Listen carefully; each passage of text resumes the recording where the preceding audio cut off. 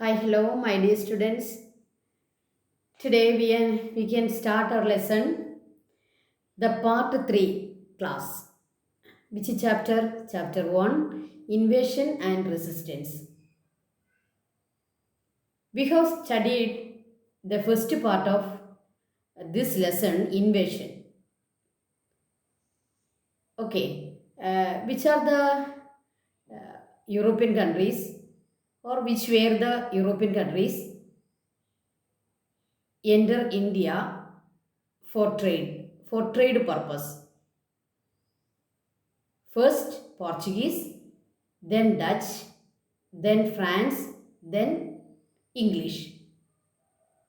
Then what happened is Portuguese people, what happened is French people, Dutch people, all these invaders or all these European nations lost their power in India. Okay, so their invasion was the first part. Then today onwards, we are discussing the second part of our lesson, resistance. Because of the invasion, what happened to India? What happened to the people of India? What happened the peasants, the artisans, the common people of India?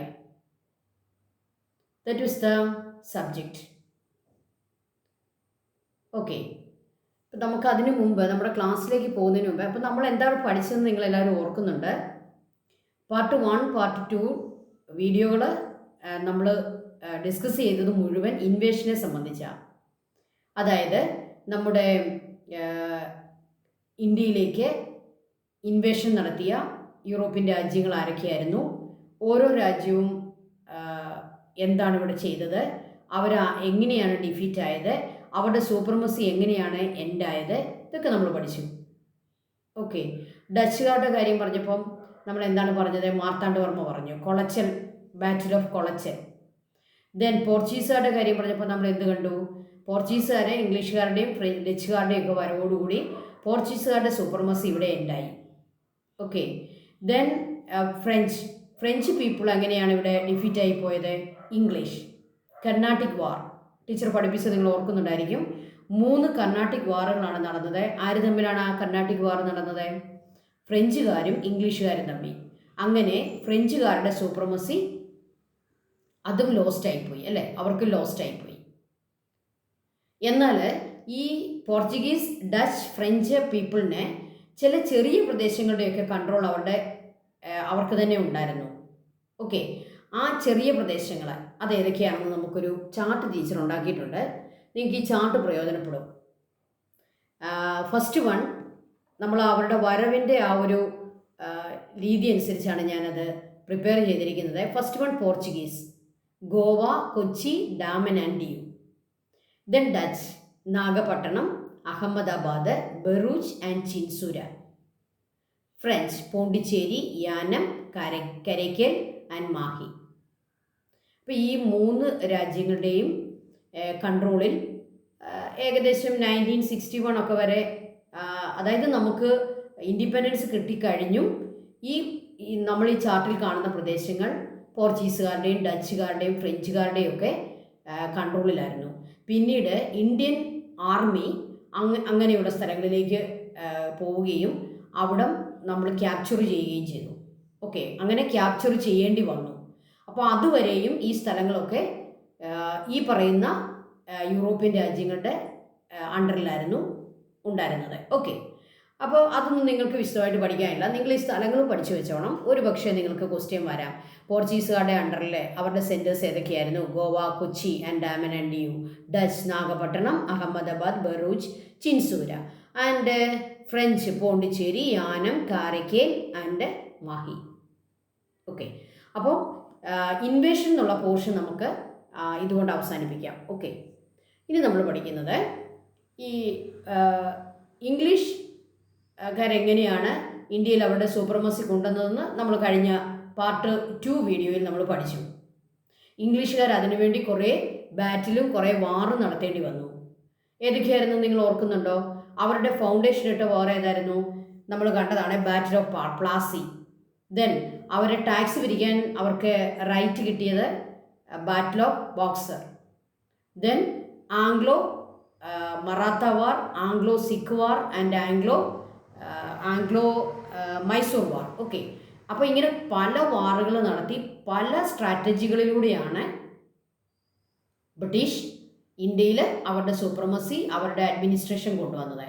നിങ്ങൾക്കതൊന്നും detailed ആയിട്ട് പഠിക്കാനില്ല. നിങ്ങൾ ഈ വാറിൻ്റെയൊക്കെ പേര് ഓർത്ത് വെക്കുക. Battle of Plassey, battle of boxer, then Anglo Maratha war, Anglo Sikh war, Anglo Mysore war. Okay, ഇതൊക്കെ നിങ്ങൾ പേര് ഓർത്ത് വെക്കുക. ഈ വാറോടുകൂടി ഇംഗ്ലീഷുകാർക്ക് ഇന്ത്യ മുഴുവൻ അവരുടെ സൂപ്രമസിയിലേക്ക്, അവരുടെ അഡ്മിനിസ്ട്രേഷനിലേക്ക് കൊണ്ടുവരാൻ പറ്റി. അതിന് നമ്മൾ പറയുന്ന പേരാണ് കോളനൈസേഷൻ. നമ്മളെ ഒരു കോളനിയാക്കി മാറ്റി. ഓക്കെ, ഇനി നമ്മൾ ഇന്നത്തെ ക്ലാസ്സിൽ ടീച്ചർ പഠിപ്പിക്കാൻ പോകുന്നത് ബ്രിട്ടീഷുകാരെ റെസിസ്റ്റ് ചെയ്യാനായിട്ട് നമ്മുടെ പീപ്പിളിനെ അവർക്ക് അങ്ങനെ ഒരു ഐഡിയ പോലും കിട്ടിയത് എന്തുകൊണ്ടാണ്? അവർക്കുണ്ടായ ചില നെഗറ്റീവ് ആയിട്ടുള്ള ചില ഇമ്പാക്റ്റുകൾ കൊണ്ടാണ്, അല്ലെങ്കിൽ ബ്രിട്ടീഷുകാരുടെ എക്സ്പ്ലോയിറ്റേഷനാണ് അതിൻ്റെ കാരണം. അവർ നമ്മളെ ചൂഷണം ചെയ്തു. അവരൊരു പക്ഷേ നല്ല അഡ്മിനിസ്ട്രേഷനാണ് ഇവിടെ കാഴ്ചവെച്ചിരുന്നെങ്കിൽ, അവരുടെ അഡ്മിനിസ്ട്രേഷൻ നല്ലതായിരുന്നെങ്കിൽ, ഗുഡായിരുന്നെങ്കിൽ, ഒരു പക്ഷേ നമ്മുടെ ആളുകളെ ഇങ്ങനെ അവരെ റെസിസ്റ്റ് ചെയ്യണമെന്ന് അങ്ങനെ ഒരു ഐഡിയ പോലും അവർക്ക് വരികയില്ലായിരുന്നു. അപ്പോൾ എന്തുകൊണ്ടാണ് നമ്മൾ റെസിസ്റ്റൻസിലേക്ക് പോയത്? അവരുടെ ചില policies, they implement so many bad policies in India. അപ്പോൾ കുറേ തെറ്റായ പോളിസീസ് അവർ കൊണ്ടുവന്നു. അതാണ് നമ്മളിപ്പോൾ പഠിക്കാൻ പോകുന്നത്. പെർമനൻറ്റ് അവരുടെ ടാക്സ് ആണ് അതിനെ ഒന്നാമത്തേത്. ദെയർ എക്സ്പ്ലോയിറ്റേഷൻ എന്ന് പറയുമ്പോൾ, ബ്രിട്ടീഷ് എക്സ്പ്ലോയിറ്റേഷൻ എന്ന് പറയുമ്പോൾ നമ്മൾ ഏറ്റവും ഫസ്റ്റായിട്ട് ഓർക്കേണ്ട കാര്യമാണ് ദെയർ ടാക്സ് പോളിസി. നമ്മളെ ഏറ്റവും കൂടുതൽ എക്സ്പ്ലോയിറ്റ് ചെയ്തത് ഇവിടെ നിന്നും ഹൈ ടാക്സ് അവരെ നമ്മളിൽ നിന്നും വാങ്ങുകയും അത് അവരുടെ രാജ്യത്തേക്ക് കൊണ്ടുപോവുകയും ചെയ്തു. അങ്ങനെ നമ്മളെ ഡ്രെയിൻ ചെയ്തെടുത്തു. നമ്മുടെ പണം മുഴുവൻ അവർ ഡ്രെയിൻ ചെയ്തുകൊണ്ട് പോയി, ചോർത്തിക്കൊണ്ട് പോയി. അപ്പോൾ അവരുടെ അവരുടെ എക്സ്പ്ലോയിറ്റേഷൻ എന്ന് പറയുന്നത് ടാക്സാണ്. Which are the 3 type of tax implemented by British in India? First, permanent land revenue settlement. Then Raitwari system. Then Mahalwari system. Permanent land revenue settlement, they started in 1793. Raitwari system 1820. Mahalwari system 1822. അപ്പോൾ ഏറ്റവും ആദ്യം കൊണ്ടുവന്ന അവരുടെ tax system എന്ന് പറയുന്നത് permanent land revenue system, permanent land revenue settlement. അവർ രണ്ടാമത് കൊണ്ടുവന്നതാണ് Ryotwari system, another type of taxation. Then Mahalwari system. Okay, ഇനി നമുക്കിത് ഓരോന്നും പഠിക്കണം. എന്താണ് പെർമനൻറ്റ് ലാൻഡ് റവന്യൂ സെറ്റിൽമെൻറ്റ്, എന്താണ് റൈറ്റ്വാരി സിസ്റ്റം, എന്താണ് മഹൽവാരി സിസ്റ്റം. ഇത് ഓരോന്നും നമുക്കൊരു 3 മാർക്ക് ക്വസ്റ്റ്യൻ ആയിട്ട് വരാൻ സാധ്യതയുണ്ട്. അപ്പോൾ 1 by 1 നമ്മൾ പഠിക്കണം. ആദ്യത്തേത് permanent land revenue settlement. Write a short note. Permanent land revenue settlement.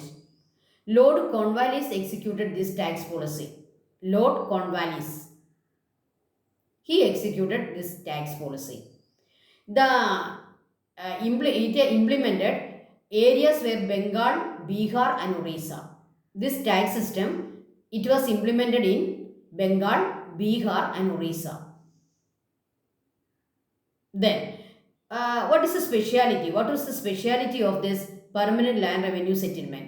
In this settlement, the Zemindars, who were the landlords, collect the tax on behalf of the British. British, they directly didn't collect the tax. How they collect the tax? They appoint Zemindars. Who were the Zemindars? They were the landlords. So they appoint these British people. They didn't collect tax directly from the farmers. They appoint Zemindars, the landlords, and the Zemindars, they collected the tax and they give this tax to the British. So in this settlement, the Zemindars, who were the landlords, they collect the tax on behalf of British. എന്താണ് ഈ behalf of British എന്ന് പറഞ്ഞാൽ? ബ്രിട്ടീഷുകാർക്ക് വേണ്ടി land ആണ് tax collect ചെയ്യുക. Another thing is they collected high taxes. That is exploitation. Then, farmers were required to pay a fixed amount regardless of fluctuations in yield. Farmers, if there is no yield, if there is less yield, they have to give the fixed amount, no deduction, nothing. So the farmers, they were required to pay a fixed amount regardless of fluctuations in yield. നിങ്ങൾക്കറിയാം, ഒരു കർഷകനെ സംബന്ധിച്ചിടത്തോളം, ഒരു ഫാർമറെ സംബന്ധിച്ചിടത്തോളം എല്ലാ വർഷവും yield ഒരുപോലല്ല. എല്ലാ വർഷവും അവർക്ക് കിട്ടുന്ന ഭൂമിയിൽ നിന്ന് കിട്ടുന്ന ഈൽഡ് ഒരുപോലല്ല. ഡ്രോട്ടോ ഫ്ലഡോ ഒക്കെ വന്നു കഴിയുമ്പോൾ എന്ത് സംഭവിക്കാം? ഈൽഡ് ഡിമിനിഷ് ആകാം, ഡിക്രീസ് ആകാം. പക്ഷേ ഇതൊന്നും ആര് പരിഗണിക്കുന്നില്ല? സെമീന്ദാർമാർ പരിഗണിക്കുന്നില്ല. ഒരു ഫിക്സ്ഡ് എമൗണ്ട് ആണ്. ആ ഫിക്സ്ഡ് എമൗണ്ട് ഈൽഡ് കിട്ടിയാലും ഈൽഡ് ഇല്ലെങ്കിലും കൊടുത്തിരിക്കണം. Farmers were required to pay a fixed amount regardless of fluctuations in yield. അപ്പോൾ ഈ പെർമനൻറ്റ് ലാൻഡ് റവന്യൂ സെറ്റിൽമെൻറ്റ് ഇതെന്ന് പറയുന്ന ഏറ്റവും വലിയ എക്സ്പ്ലോയിറ്റേഷൻ ആയിരുന്നു. ലോർഡ് കോൺവാലിസ് ആണ് ഇത് ഈ ഒരു ടാക്സ് പോളിസി ഇംപ്ലിമെൻറ്റ് ചെയ്തത്. Executed means implement. Lord Cornwallis executed this tax policy, and they implemented areas Bengal, Bihar and Orissa. In this tax system, British people, they didn't collect tax directly. They appoint Semindars, and the Semindars, they collect high tax on behalf of the British. And the farmers were required to pay a fixed amount regardless of fluctuations in yield. Okay, അപ്പോൾ ഇത്രയും 4 point പഠിക്കുക. അതാണ് permanent land revenue system. Then the next system, right to vary system. What was the speciality of right to vary system? Who introduced this right to vary system? Thomas Munro and Alexander Reed. They executed this tax policy.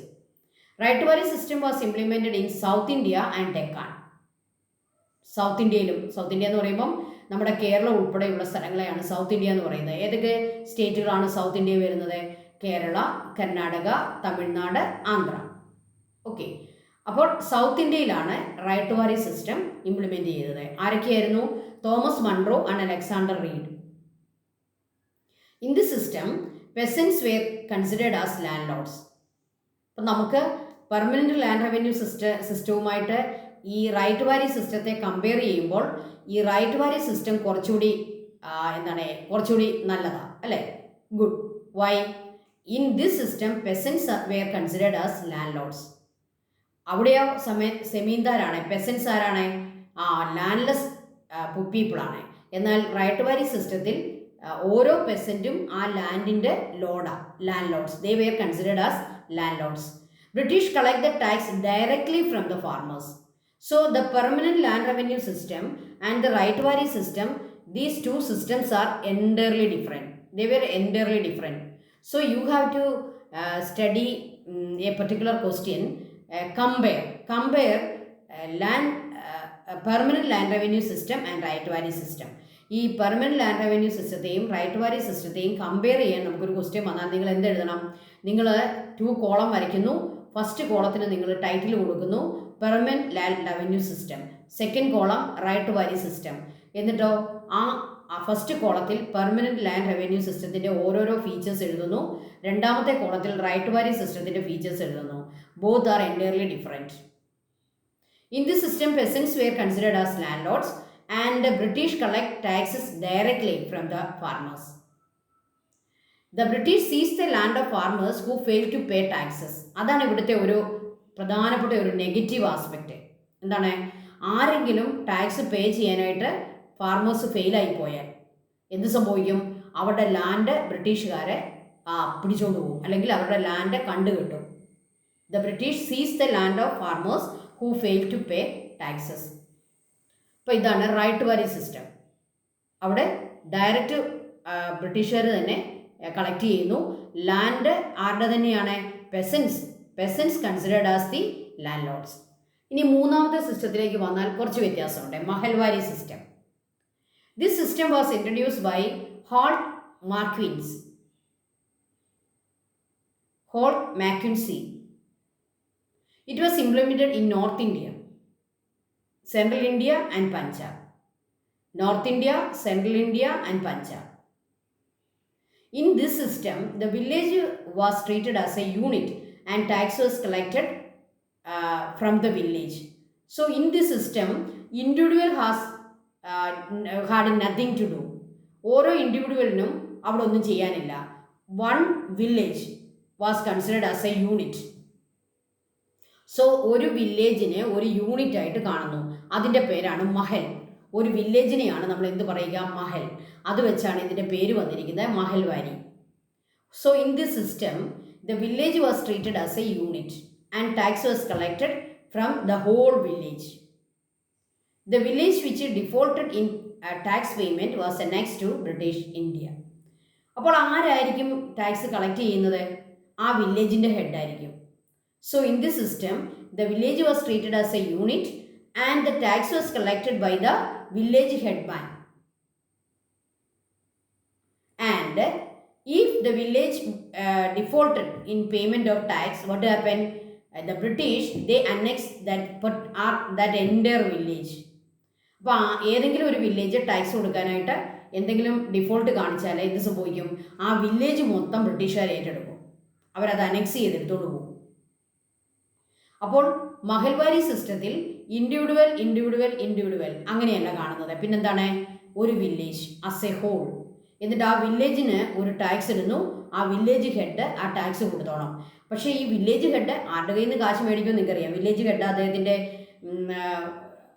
അദ്ദേഹത്തിൻ്റെ പ്രോഫിറ്റിൽ നിന്നൊന്നും കൊടുക്കാറില്ല. ആ വില്ലേജിലെ ആൾക്കാരോട് അദ്ദേഹം collect ചെയ്യും. അപ്പോൾ യഥാർത്ഥത്തിൽ ഇതിൻ്റെ ബേർഡൻ ആർക്ക് തന്നെയാണ് വരുന്നത്? ഇതിൻ്റെ ബേർഡൻ അവിടുത്തെ പെസൻസിനാണ് വരിക, ഫാർമേഴ്സിനാണ് വരിക. അപ്പോൾ വില്ലേജ് ഹെഡ്മാൻ ആണ് ഇതിൻ്റെ responsibility. Village headman, he was responsible for paying the tax, but he collect the tax from the പെസൻസ്. That is the real thing. അതായത് യഥാർത്ഥത്തിൽ ഈ വില്ലേജ് ഹെഡ്മാൻ അവിടുത്തെ പെസൻസിനോടാണ് ടാക്സ് കളക്ട് ചെയ്യുക. പക്ഷേ അദ്ദേഹമാണ് അതിൻ്റെ responsibility അദ്ദേഹത്തിനാണ്. So this system of tax collection is called a Mahalwari system.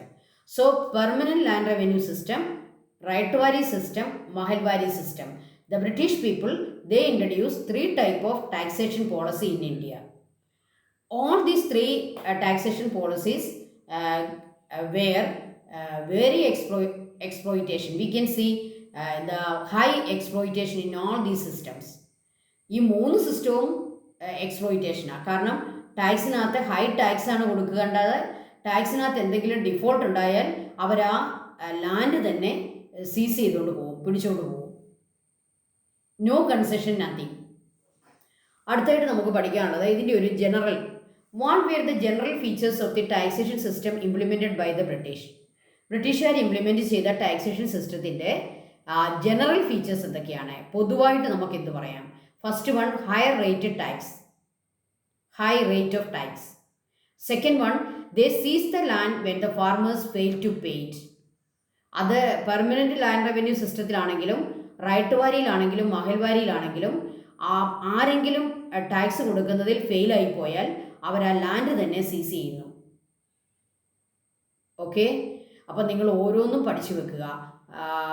What were the features of permanent land revenue system, who implement the system, what was the special feature of that system, then Raitwari system, who implement, then Mahalwari system, who implement, what was the speciality of that particular system. അപ്പോൾ ഇത് compare ചെയ്യാനും ചോദിക്കാം. Compare permanent land revenue system and Ryotwari system, compare Ryotwari system and Mahalwari system, compare the first one and the third one. Okay, അങ്ങനെ വന്നാലും നിങ്ങൾ ഉത്തരം എഴുതിക്കോണം. രണ്ടും എന്താണെന്ന് എഴുതി വെക്കുക. ഓക്കെ, അപ്പോൾ നമുക്ക് നെക്സ്റ്റ് പോർഷനിലേക്ക് പോകാം.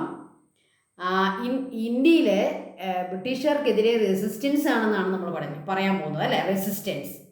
അവർക്കെതിരെ ആളുകൾ എന്ത് ചെയ്തു? ചെറുത്തു നിന്നു. റെസിസ്റ്റൻസ് മീൻസ് ചെറുത്തു നിൽപ്പ്. അതിൻ്റെ കാരണം first this taxation policy.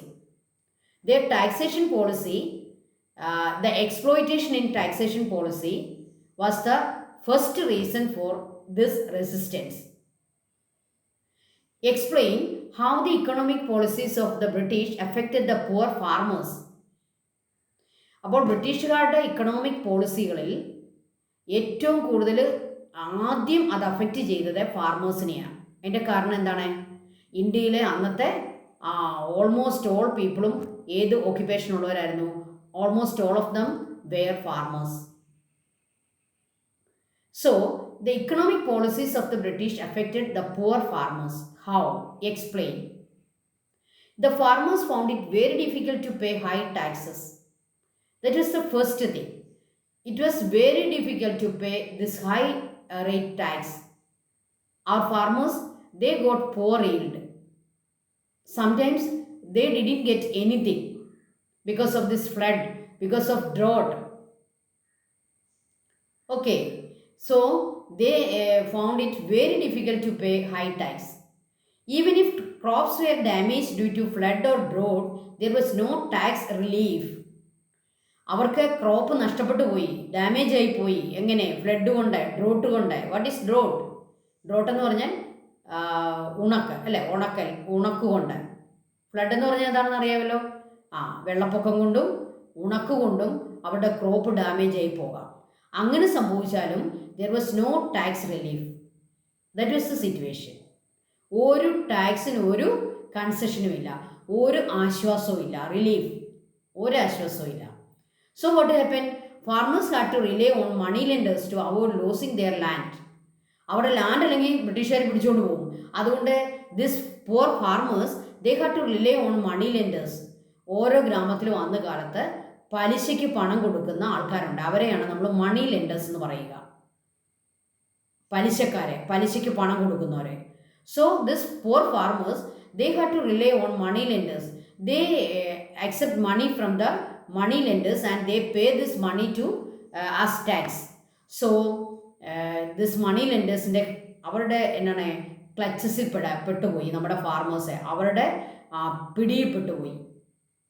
That was the situation. These farmers, they had to rely on the money lenders. Debt-ridden farmers lost their land. അപ്പോൾ ബ്രിട്ടീഷുകാർ ലാൻഡ് പിടിച്ചോണ്ട് പോകാതിരിക്കാൻ വേണ്ടി മണി ലെൻഡേഴ്സിനോട് ഇവർ പണം ലോൺ എടുക്കും. പക്ഷേ അവസാനം ഇവരുടെ ലാൻഡ് ആര് കൊണ്ടുപോകും? ഈ മണി ലെൻഡേഴ്സ് കൊണ്ടുപോകും. എങ്ങനെയാണെങ്കിലും ഫാർമേഴ്സിന് എന്ത് നഷ്ടപ്പെട്ടു പോകും? അവരുടെ ഫാം ലാൻഡ് നഷ്ടപ്പെടും. ഒന്നുകിൽ ബ്രിട്ടീഷുകാർ കൊണ്ടുപോകും, അല്ലെങ്കിൽ മണി ലെൻഡേഴ്സ് കൊണ്ടുപോകും. That was the situation. So the situation of our farmers were very pathetic, very miserable. Okay, that was the situation. അപ്പോൾ റെസിസ്റ്റൻസ് ഉണ്ടാകാനുള്ള ഒരു റീസൺ എന്ന് പറയുന്നത് the poor situation, this pathetic situation, this miserable situation of the farmers. It was very difficult for the farmers to pay high tax. Even if the crops were damaged, there was no tax relief. The farmers, they had to rely on money lenders. Debt-ridden farmers lost their land. Okay? Then, what was the condition of artisans in India in the British time? How the economic policies of the British affected artisans in India? ഇന്ത്യയിലെ കരകൗശലക്കാരെ, ആട്ടുകൊണ്ട് ജീവിക്കുന്നവരെയാണ് നമ്മൾ എന്ത് പറയുക? Artisans. Okay, അപ്പോൾ അവരാരൊക്കെയായിരിക്കും? Carpenter's ആകാം, അല്ലെങ്കിൽ gold Smith, then black Smith, അങ്ങനെ സ്വർണം കൊണ്ടോ ഇരുമ്പ് കൊണ്ടോ തടി കൊണ്ടോ അല്ലെങ്കിൽ ഏതെങ്കിലുമൊക്കെ മണ്ണ് കൊണ്ടോ ഒക്കെ എന്തെങ്കിലുമൊക്കെ സാധനങ്ങൾ നിർമ്മിച്ച് വിറ്റ്, ഹാൻഡ് കൊണ്ട് നിർമ്മിച്ച് വിറ്റ് ജീവിക്കുന്നവരെയാണ് നമ്മളെന്ത് പറയുക? ആർട്ടിസൻസ്. ഹാൻഡിക്രാഫ്റ്റ് ഉണ്ടാക്കുന്നവരെയാണ് ആർട്ടിസൻസ് എന്ന് പറയുക. അപ്പോൾ അന്ന് ഫാർമേഴ്സിൻ്റെ അവസ്ഥ വളരെ പതറ്റിക്കായിരുന്നു. നമ്മൾ കണ്ടു, വളരെ മിസറബിൾ ആയിരുന്നു എന്ന് കണ്ടു. ഇനി നമുക്ക് നോക്കാം എങ്ങനെയായിരുന്നു അന്നത്തെ ആർട്ടിസൻസിൻ്റെ അവരെ എങ്ങനെ അഫക്റ്റ് ചെയ്തു British policies. The British policies made the lives of artisans miserable. The situation was same. ഇവരുടെ സിറ്റുവേഷനും സെയിമാണ്, ഫാർമേഴ്സിനെ പോലെ തന്നെയാണ്. British policies made the lifes of artisans miserable. Machine-made products from Britain were imported into India abundantly. Machine made ആയിട്ടുള്ള പ്രോഡക്റ്റുകളെ ബ്രിട്ടനിൽ നിന്നും ഇന്ത്യയിലേക്ക് അവർ import ചെയ്തു. അപ്പോൾ എന്ത് സംഭവിക്കും? So that the market for handicraft products was lost. Market handicraft പ്രോഡക്റ്റിനെ നഷ്ടപ്പെട്ടു. അവർക്ക് അവരുടെ സാധനങ്ങൾ വിൽക്കാത്ത അവസ്ഥ വന്നു. nobody brought handicraft products. Everybody want machine made products. ഇപ്പോൾ എല്ലാവർക്കും മെഷീൻ മെയ്ഡ് പ്രോഡക്റ്റ് മതി, ബ്രിട്ടീഷ് പ്രോഡക്റ്റ് മതി, എല്ലാവരും ബ്രിട്ടീഷ് പ്രോഡക്റ്റുകൾ വാങ്ങുന്നു. ആർട്ടിസാൻസ് ഉണ്ടാക്കി വിൽക്കുന്ന ഹാൻഡിക്രാഫ്റ്റുകൾ ആർക്കും വേണ്ട. So they lose their market. This led to the loss of employment. അങ്ങനെ അവരുടെ ജോലി നഷ്ടപ്പെട്ടു. A lot of artisans lose their employment. Then what happen? Many artisans give up their traditional occupation. അവർ ട്രഡീഷണലി അവരുടെ ഫാദർ അങ്ങനെയൊക്കെയുള്ള ആളുകൾ ചെയ്ത ജോലിയല്ലേ ഇവർ ട്രഡീഷണലി സെയിം ഓക്യുപ്പേഷൻ ഇങ്ങനെ വരികയായിരുന്നു. അന്നത്തെ ഒരു സിസ്റ്റം അനുസരിച്ച് അവരുടെ വീട്ടിലുള്ള ആളുകൾ ചെയ്യുന്ന അതേ ട്രഡീഷണൽ ജോലിയാണ് ചെറിയ ന്യൂ ജനറേഷൻ എടുക്കുക. അപ്പോൾ ആർട്ടിസാൻസ് അവരുടെ ട്രഡീഷണൽ ആയിട്ടുള്ള ഓക്യുപ്പേഷൻസ് അവരെന്ത് ചെയ്തു? ഗിവ് അപ്പ്, ഉപേക്ഷിച്ചു. Give up, what's the meaning? They give up, അവർ ഉപേക്ഷിച്ചു. So this was the condition of artisans. So the condition of artisans also were very pathetic, very miserable. They lost their occupation. They lost everything. Their life into utter poverty, into miserable. Their life was in utter poverty and miserable condition. They lost their products. They lost their occupation. This machine-made products imported from Britain was the reason for this artisans, they lost their market. അപ്പം നിങ്ങൾക്ക് ഒരു കാര്യം മനസ്സിലായി കാണുമല്ലോ. Resistance എന്ന് പറയുന്നതിലേക്ക് നമ്മൾ വരിക. ബ്രിട്ടീഷുകാരെ നമ്മുടെ പെസൻസ്, ആർട്ടിസാൻസ് ഒക്കെ റെസിസ്റ്റ് ചെയ്തു, അവരെ ചെറുത്തു നിന്നു. അതിൻ്റെ റീസണാണ് നമ്മൾ കാണുന്നത്. ആ പെസൻസിൻ്റെ ലൈഫ് എങ്ങനെയായിരുന്നു, ആർട്ടിസാൻസിൻ്റെ ലൈഫ് എങ്ങനെയായിരുന്നു. What was the condition of peasants? What was the condition of artisans? Okay. Then, ഈ പെസൻസിൻ്റെയും ആർട്ടിസാൻസിൻ്റെയും പൂർ കണ്ടീഷനെ പറ്റി അന്നത്തെ ബംഗാളി നോവലിസ്റ്റായ ബങ്കിം ചന്ദ്ര ചാറ്റർജി ഒരു നോവൽ എഴുതിയിട്ടുണ്ട്. ആ നോവലിൻ്റെ പേരാണ് Anandamath. Anandamath. In that novel he explain or he visualise the pathetic condition of artisans and the pathetic conditions of peasants. അന്നത്തെ കാലത്ത് India മുഴുവൻ സഞ്ചരിച്ച് ഈ നോവലൊക്കെ കാണിച്ച ഒരു ഇമ്പോർട്ടൻറ്റ് നോവലിസ്റ്റാണ് ബങ്കിം ചന്ദ്ര ചാറ്റർജി. 1 മാർക്ക് ക്വസ്റ്റ്യൻ വരാൻ സാധ്യതയുണ്ട്. അദ്ദേഹത്തിൻ്റെ ബുക്ക് ഏതാണ്? ആനന്ദമഠം. ആനന്ദമഠം. ഓക്കെ. അപ്പം നമുക്കിനിയും നെക്സ്റ്റ് ഡേ റെസിസ്റ്റൻസ് ആണ് പഠിക്കുന്നത്. അതിൻ്റെ ബാക്ക്ഗ്രൗണ്ടാണ് നമ്മൾ ഇന്ന് പഠിച്ചത്. അപ്പം നെക്സ്റ്റ് ക്ലാസ്സിൽ നമ്മൾ റെസിസ്റ്റൻസ് ഏതൊക്കെയായിരുന്നു, ബ്രിട്ടീഷുകാർക്കെതിരെ നടന്ന റിവോൾട്ടുകൾ ഏതൊക്കെയായിരുന്നു, റിബല്യൻസ് ഏതൊക്കെയായിരുന്നു, അതാണ് നെക്സ്റ്റ് ക്ലാസ്. അപ്പോൾ എല്ലാവരും ഈ ക്ലാസ് കണ്ടതിന് ശേഷം നമ്മുടെ നെക്സ്റ്റ് ക്ലാസ്സിലേക്ക് എത്തുക. നിങ്ങളെല്ലാവരും നന്നായിട്ട് പഠിക്കുന്നുണ്ടെന്ന് ടീച്ചർ വിചാരിക്കുന്നു. മിസ്സിന് നിങ്ങളുടെ കമൻറ്റുകളും ഒക്കെ മിസ്സിന് കാണുന്നത് ഇഷ്ടമാണ്. നിങ്ങൾ ക്ലാസ് കണ്ടതിന് ശേഷം കമൻറ്റുകൾ എഴുതുക. അതാണ് നമ്മൾ തമ്മിലുള്ള കമ്മ്യൂണിക്കേഷൻ. അതുകൊണ്ട് എല്ലാവരും കമൻറ്റുകൾ എഴുതുക. നമ്മുടെ ചാനല്, നമ്മുടെ സോഷ്യൽ സയൻസ് ട്യൂട്ടർ ചാനല് നിങ്ങൾ സബ്സ്ക്രൈബ് ചെയ്യുക. Okay students, thank you so much.